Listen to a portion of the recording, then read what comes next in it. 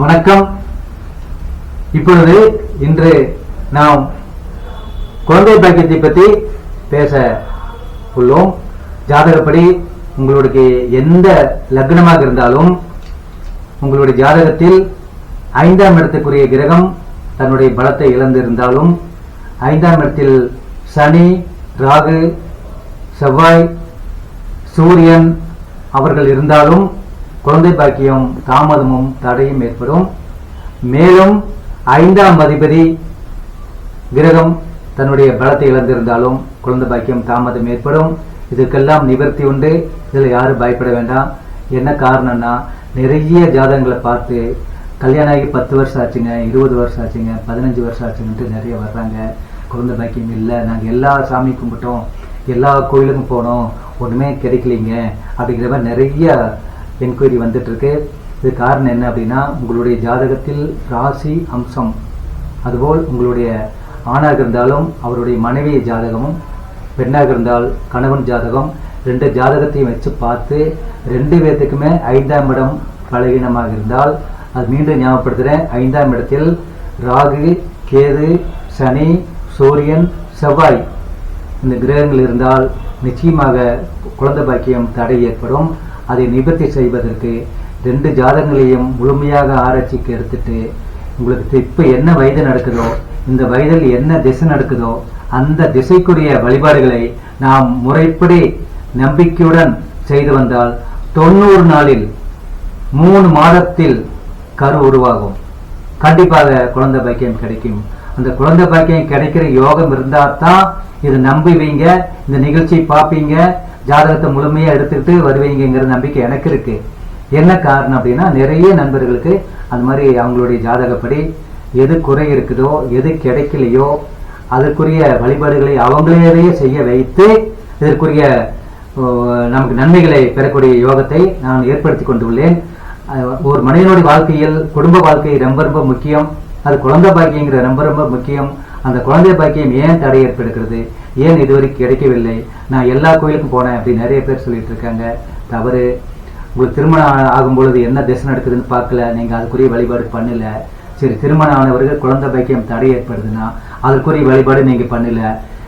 தற்காலம் நடக்கிற திசை என்னங்கிறது முதல்ல பாருங்க, 2 லட்சத்தையும் பாருங்க, கணவன் மனைவி 2 ஜாதகத்தையும் பார்த்து 5ஆம் இடத்துல என்ன இருக்கு, எந்த கிரகம் அமர்ந்திருக்கு, 5ஆம் அதிபதி எப்படி இருக்காரு, 5ஆம் இடத்தை எந்த கிரகம் பார்க்குது, இதெல்லாம் நீங்க தெரிஞ்சுக்கிட்டு அதற்குண்டான நட்சத்திரப்படி வழிபாடுகளை 2 பேரும் கரெக்டா செய்யணும்.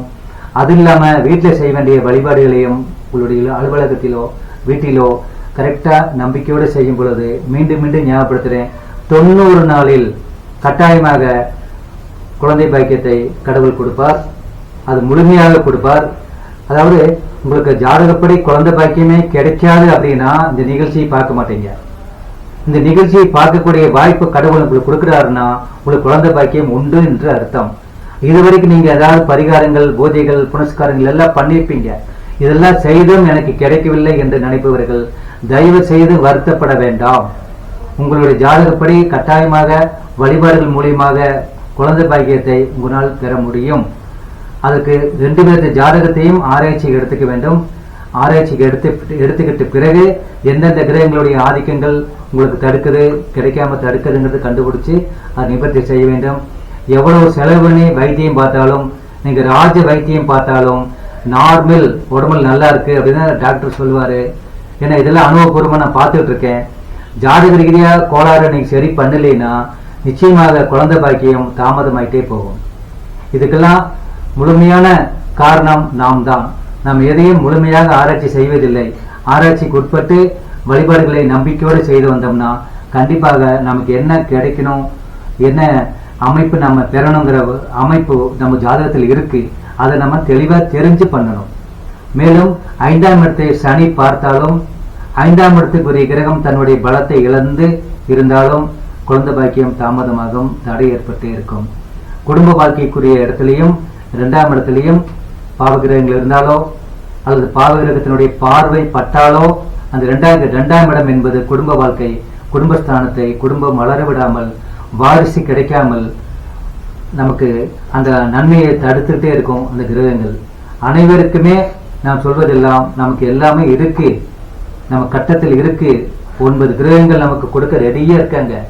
நம்ம அதை சரியான முறையில பயன்படுத்துறது இல்ல. சரியான முறையில் பயன்படுத்தலைன்னா நமக்கு சரியான பலன்கள் கிடைக்காது. கிடைக்காம தவிக்கும் போது நீங்க எல்லா ஆலயங்களுக்கும் போவீங்க, தவறான நபர்கிட்ட ஜாதகத்தை பார்த்து அவர் சொல்ற பரிகாரத்தை பண்ணி மீண்டும் மீண்டும் துன்பத்துக்குள்ளாகிடுவீங்க.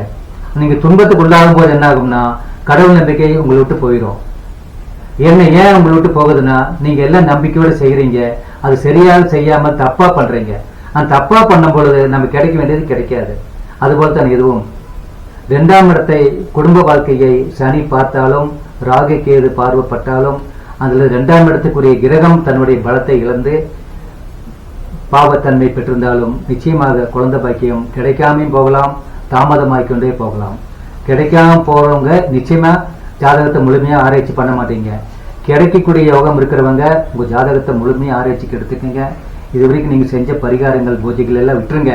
தயவு செய்து அதெல்லாம் வேண்டாம். இனி நடக்கக்கூடிய நாட்களில் உங்களுக்கு என்ன கிடைக்கணுமோ அது கண்டிப்பாக கிடைக்கக்கூடிய வாய்ப்புகள் உங்க ஜாதகத்தில் இருந்தால் ஒரு நல்ல நண்பரை, நல்ல தெளிவான கணக்கு சொல்றவர்கிட்ட உங்க ஜாதகத்தை பார்த்து இப்ப என்ன நடக்குதுன்னு தெரிஞ்சுக்கிட்டு அந்த நடக்கக்கூடிய தெய்வத்தை, நடக்கக்கூடிய கிரகத்தை, வழிபாடுகளை நட்சத்திரப்படி செய்து வாருங்கள். கணவர் ஜாதகப்படியும் செய்ய வேண்டும், மனைவி ஜாதகப்படியும் செய்ய வேண்டும். அப்படி செய்து வந்தால்தான் உங்களுக்கு முழுமையான குழந்தை பாக்கியம் கண்டிப்பாக கிடைக்கும் என்பது எனது ஆணித்தரமான நம்பிக்கை. என்ன காரணம்னா நிறைய நாங்கள் ஆராய்ச்சிக்கு எடுத்துட்டு இருக்கேன், நிறைய விளக்கங்களை நான் சொல்லிட்டு இருக்கேன். அந்த விளக்கங்களை கேட்டு நீங்க அதுக்குரியதை பண்ணினாலே போதும், நிச்சயமாக உங்களுக்கு நல்ல விதமான ஒரு குழந்தை பாக்கியம் கிடைக்கும், வம்ச விருத்தியாகும். பூர்வபணி யோகம் தடைபட்டு இருந்தாலும் 5ஆம் இடம் பலகீனமாக இருந்தாலும் குழந்தை பாக்கியம் கிடைக்காது. அது வம்ச விருத்தி ஆகவிடாமல் தடுக்கும். இதெல்லாம் சரி பண்றதுக்கு நிறைய வாய்ப்புகள் கடவுள் நம்மளுக்கு கொடுத்திருக்காரு. அந்த வாய்ப்புகளை நாம் முழுமையாக பயன்படுத்துவதுதான் ஜாதகப்படியான வழிபாட்டு முறைகள். முதல்ல நம்ம செய்ய வேண்டியது குலதெய்வ வழிபாடு. நம்ம குலத்தை வாழ வைப்பது குலதெய்வம். அந்த குலதெய்வத்தை நீங்க நம்பிக்கையுடன் அமாவாசைக்கோ பௌர்ணமிக்கோ அதுக்குரிய பூஜை புனஸ்காரங்கள் செய்யுங்கள்.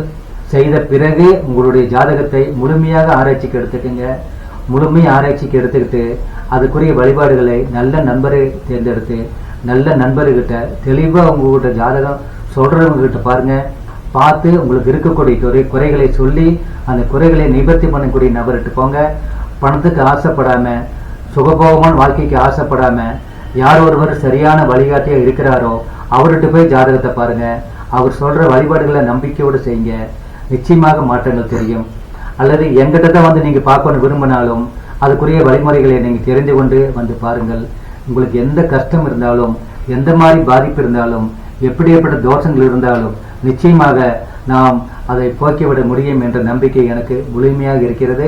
அந்த நம்பிக்கையை உங்களுக்கு ஏற்படுத்த வேண்டும் என்றால் உங்களுடைய ஜாதகம், நீங்க கணவராக இருந்தால் உங்களுடைய மனைவி ஜாதகம், மனைவியாக இருந்தால் கணவர் ஜாதகம், 2 ஜாதகத்தை கொண்டுட்டு தம்பதிகள் 2 பேரும் வர வேண்டும். நீங்க ஜாதகங்கள் எங்க போய் பார்த்தாலும் தம்பதி சகிதமா போய் பாருங்க.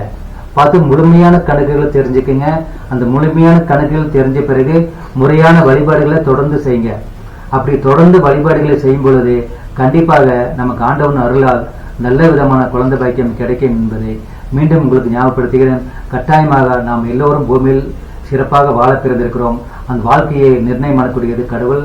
அந்த கடவுளை நாம் நம்பிக்கையுடன் வழிபாடுகள் செய்தால் கண்டிப்பாக நமக்கு என்ன குறை இருக்கிறதோ அந்த குறை நிச்சயமாக நிவர்த்தியாகும் என்பது எனது ஆணித்தரமான நம்பிக்கை.